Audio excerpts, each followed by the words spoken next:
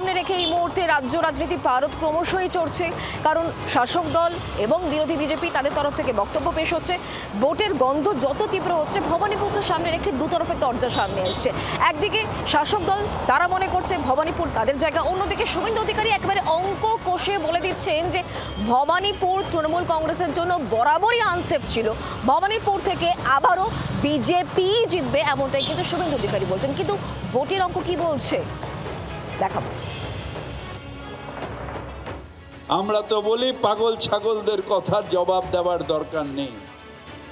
আমরা ভবানীপুরে 1 লক্ষ ভোটে মুখ্যমন্ত্রী মমতা বন্দ্যোপাধ্যায়কে জয়ী করব।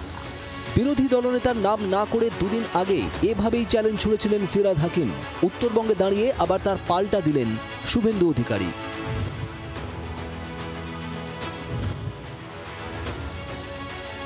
তথ্য বলছে ভবানীপুরের ভোটারদের মধ্যে 40% বাঙালি হিন্দু, 20% মুসলিম এবং 40% অবাঙালি হিন্দু। এই ভোট অঙ্কেই 2021-এর বিধানসভা উপনির্বাচনে প্রায় 59,000 ভোটে জিতেছিলেন মমতা বন্দ্যোপাধ্যায়। ভবানীপুরের 7টি ওয়ার্ডেই জিতেছিলেন তিনি, কিন্তু 2024-এর লোকসভার নিরিখে খুব বেশি স্বস্তিতে নেই শাসক দল।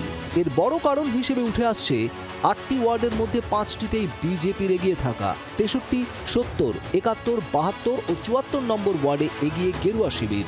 সেই হিসেব ধরেই শুভেন্দুর বক্তব্য ভবানীপুর তৃণমূলের জন্য আনসেফ।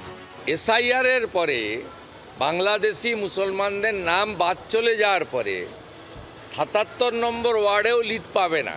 স্বাভাবিকভাবে এই সিট ভারতীয় জনতা পার্টির সিট, যেই দাঁড়াক ভারতীয় জনতা পার্টির তিনি জিতবেন, এখানে মমতা ব্যানার্জি জিতবেন না। ভবানীপুর বিধানসভায় পরিকল্পনা করেই বহিরাগতদের ঢুকিয়ে দেওয়া হচ্ছে বলে অভিযোগ করেছিলেন মুখ্যমন্ত্রী মমতা বন্দ্যোপাধ্যায়। আমি দেখছি অনেক এলাকায় গরিব মানুষের বস্তি ভেঙে দিয়ে বড় বাড়ি তৈরি হচ্ছে। আমি এটাকে সাপোর্ট করি না। আমাদের ভোটারদের আপনারা তাড়িয়ে দিচ্ছে, ভবানীপুরটা পুরো আউটসাইডারদের দিয়ে ভরিয়ে দেওয়া হচ্ছে। তাহলে বহিরাগত ভোটকে দুশ্চিন্তায় রেখেছে শাসক দলকে।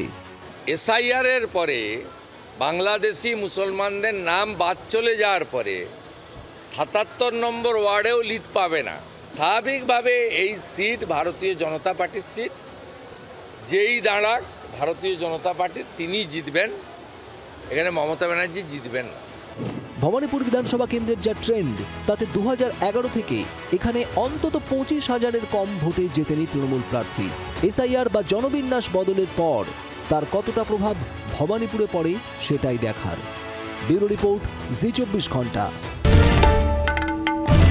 বাংলার আওয়াজ, বাঙালির আবেগ, জি24 ঘন্টা।